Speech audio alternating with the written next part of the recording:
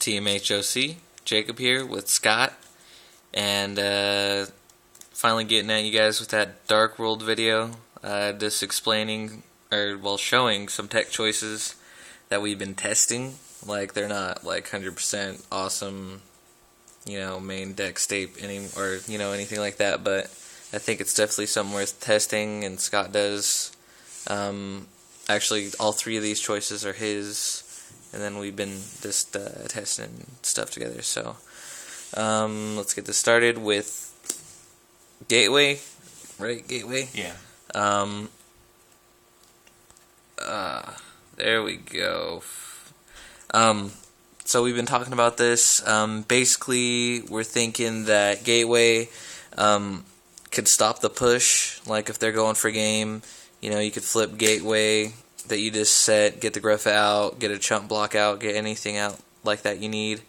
End phase, you could flip it to get back, the snow, the beige, the brow from your grave in order to get the Gruffa out, so that gives you, it's basically a 1-for-1 that gives you the 27 beats. I mean, if you really think about it, in that scenario. Because you get, you play this, get the Darkworld back in your hand, get the Gruffa out. Scott, thoughts? I haven't been a huge Darkworld player, but in the few times I've tested it, I always have a problem with monsters in hands, because they have so many options to take them out of the hands. That replenishing the hand's really important, and I think this is one of the key cards. It allows you to bring that essential card, like that snow when you need to search for something or something, back into the hands by getting Gruffa back on the field. May stop the big pushes. That's what you'll see, I think, with the other cards too, is it helps replenish the hands in one way or another. And it's a better call behind it too. And I think it's definitely worth putting in there. And it's hard, to be honest. I think Darkworld has a little bit more space than it should, and I think that fills it out pretty nicely. It's always good filling in the space. Giggity. Anyways, so that's basically it. For numbers, we're thinking, like, I personally think 1 max. I don't know. What do you think? I definitely wouldn't go with any more than 2, but 1 to 2 would be okay. We haven't tried any more than 1 though. So if you want to get super duper techie and splash shit in stuff, you could try 2. I don't know. We got time, right? Yeah. So the next card, Reckless Greed. This hasn't seen play in anything for a long time besides Exodia. Right. So for this, I think like as Scott was saying, replenish the hand, like we were talking about it, and it's mainly like, I view Darkworld as like a combo E deck. Like, you need Gate, you need Gruffa, and you need a Darkworld that's either snow or brow, preferably. I mean, beige is there too, but I mean, snow and brow, that's going to get you the draw, and that's going to get you the search and all that kind of stuff. Scott, you want to explain this, because I know you like that card. Yeah, again, it's all about hand replenishment, and I was having a hard time keeping monsters in hand, and maybe I wasn't being conservative enough. I'm not sure if Darkworld should be conservative. I think that comes with more testing. But if you could be, for the more conservative player, I think this will be a really good card. You hold it until you have 2, maybe 3 in hand, and or you can pull it when you're just really hurting for those cards. And Darkworld doesn't really have a problem drawing as long as you have monsters in hand, so hitting those in the crucial moments is going to be pretty good. But this is more of a situational card. It's kind of iffy. It hasn't been tested a lot, so I'm not 100% certain on it. But it was an idea, and it had the space. Wait, I mean, and if you flip more than 1, you should be happy. Yeah. I mean, because you plus. Yeah, I like it. I don't know if it's going to stay in, but I think it's like a really, really good idea for testing. And then the last card for this little segment is Return. Yeah, this card is just like really, really good in here. Like, I don't know why it's not being ran more. It doesn't have that solid cost, so you're always going to have half your life points, right, Scott? Yep, absolutely. As Jacob said, I'm surprised it's not running. We've tested it, and every single time it is just an amazing play. If you have all your Graphas in the graveyard, or a couple Graphas, you're going to get a few Snows back in hand that are removed. You're going to have those Brows.